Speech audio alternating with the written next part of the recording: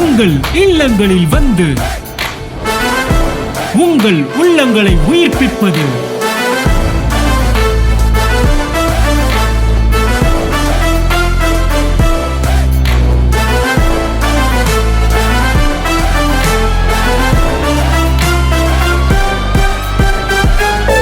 உங்கள் channel DJ.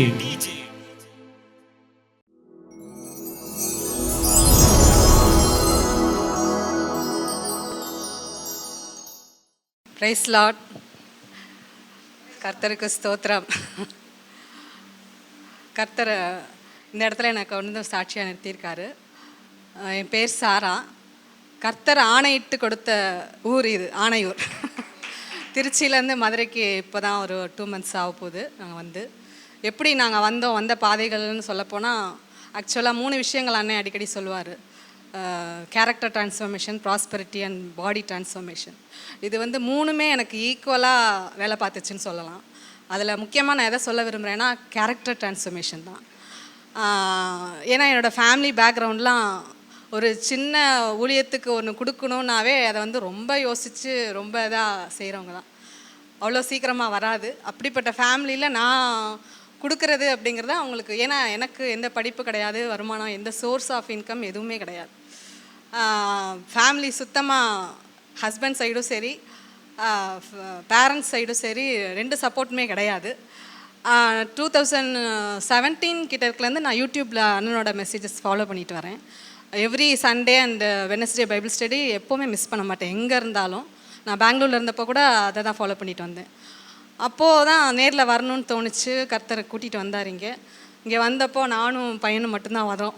வந்தப்போ ரொம்ப கண்ணீரோடு அழுகையோடு தான் வந்து ஃபஸ்ட்டு நான் அண்ணனை மீட் பண்ணுறேன்.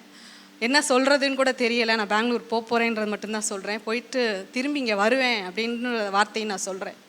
அப்போ எல்லோரும் கேட்குறாங்க, இவ்வளோ வருஷமாக நீங்கள் சபையில் இருக்கிறீங்களே, ஏன் உங்கள் ஃபேமிலி வந்து இப்படி செப்பரேட்டடாக இருக்குது? இந்த கேள்விக்கு எனக்கே நான் ஆண்டவர்கிட்ட நிறையா கேட்டுகிட்டு இருந்தேன். எப்படிப்பா இது நான் சொல்கிறதுன்னு. ஒரே ஒரு வார்த்தை மட்டும் சொல்லார், திஸ் இஸ் பி ஸ்டில், நீ தரித்து நின்று கர்த்தர் உங்களுக்கு செய்யும் ரட்சிப்பை பாருங்கள், அவ்வளோதான் சொன்னார். அதிலேருந்து தொடர்ந்து அந்த ஜேர்னிக்குள்ளே அண்ணனோட மெசேஜஸோடு நான் ஃபாலோ பண்ணிட்டு வந்ததுனால கலக்கமே வரல. எப்படி அந்த தைரியம் வந்துச்சு? ஏன்னா சின்ன விஷயத்துக்கு கூட நான் அழுகிறவ தான் சின்ன வயசுலலாம். ஆனால் எப்படி அந்த தைரியம் வந்துச்சு, எப்படி கொடுத்தாருன்றதே எனக்கு தெரியல. தொடர்ந்து ஃபாலோ பண்ணேன். அப்பா என்னை கேள்வி கேட்டவங்களுக்கு நான் சொன்ன ஒரே ஒரு பதில், God is good, devil is evil. இது 2க்கும் நடக்கிற போராட்டம் தான். உள்ளுக்குள்ளே கேரக்டர்ஸ், அம்மா அப்பாவும் சரி, ஹஸ்பண்டும் சரி, யாருமே வந்து நான் தப்பாக சொல்லவே மாட்டேன். நான் சொல்கிற அளவுக்கு அண்ணன் என்னை வளர்க்கலை, அது உண்மை. இப்போயும் அவங்க எனக்கு எதிராக எவ்வளோ விஷயங்கள் செஞ்சுருந்தாலும் அதெல்லாம் நான் பொருட்படுத்தலை. இப்போயும் அவங்கள நேசிக்கிறேன். இன்னும் நான் இதுக்கு முன்னாடி இருந்த சபையில் எந்த காரணமுமே இல்லாமல் தான் நான் இங்கே அழைத்து வரப்பட்டேன். எல்லோரும் சில பிரச்சனைகளோடு தான் அடுத்த சபைக்கு போவாங்க. ஆனால் இந்த சபைக்கு வர்றதுக்குனே எனக்கு பிரச்சனை நடந்துச்சு. உண்மையிலே அதை நினச்சி பார்க்கும்போது உண்மையிலே ஆச்சரியமாக இருந்துச்சு. இதுக்கு இடையில் ஃபினான்ஷியலாக எப்படி போச்சு அப்படின்னா எந்த சப்போர்ட்டும் இல்லை. பேரை மட்டும் எனக்கு சாரான்னு வச்சுட்டு என்னை நடத்துனது எல்லாமே ஆகாரம் மாதிரி தான் நடத்துனாங்க.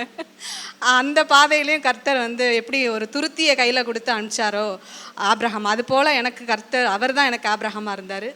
ஒரு சின்ன ஒரு கொஞ்சம் அளவில் ஒரு தங்க நகைகள் இருந்தது. அதை மாத்திரம்தான் கிட்டத்தட்ட ஒரு 7 வருஷத்துக்கு மேலே இப்போ நான் சர்வே பண்ணிக்கிட்டு இருக்கிறேன்னா எனக்காகவே தங்கம் விலை ஏறுச்சுன்னு சொல்லணும். அந்த அளவுக்கு கர்த்தர் வந்து அதை கொண்டே நான் வந்து வழிநடத்திட்டு வந்தார். அப்பயும் நான் கலங்கலை. நமக்கு அடுத்த வருமானம் என்ன? ஏன்னா என் இருதயம் வந்து சோர்ஸை நம்பி இருக்கக்கூடாதுங்கிறதுல ரொம்ப இதாக இருந்தேன். இப்போ வரைக்கும் எந்த ஜீரோவுக்கு நான் போகவே இல்லை. நான் வறண்டிடும் அறிகுறி தோன்றும் முன்னே எனக்கு வாய்க்காலை வந்தவர். அந்த இடத்துல எல்லாமே எனக்கு இந்த ஜேர்னி பூராவுமே எந்த இதுவுமே இல்லை. கர்த்தர் நிறைவாக பலன், அதாவது சமாதானம், சந்தோஷம், சுகபலன், ஜீவன், ஆரோக்கியம் எல்லாமே பார்த்திங்கன்னா நிறைவாக சந்தோஷமாக இங்கே வந்ததுனால தான் எனக்கு அது கிடச்சிச்சுங்கிறத நான் ஆணித்தரமாக சொல்லுவேன்.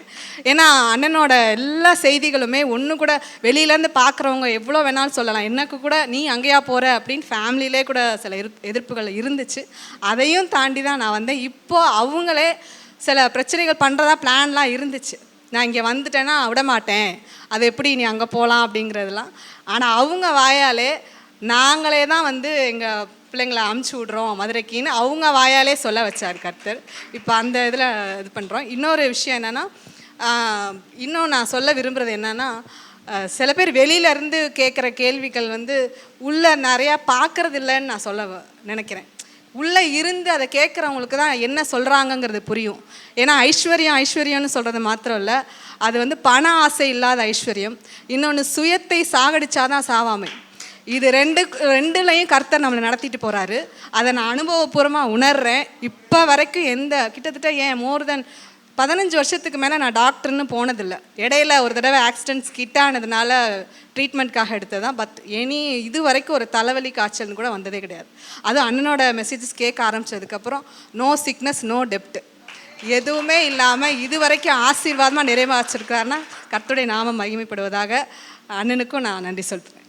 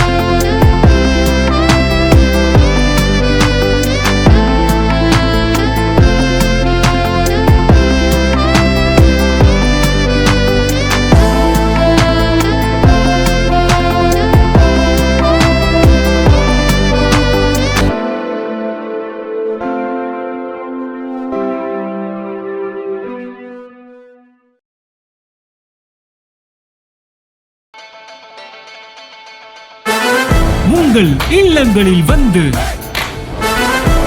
உங்கள் உள்ளங்களை உயிர்ப்பிப்பது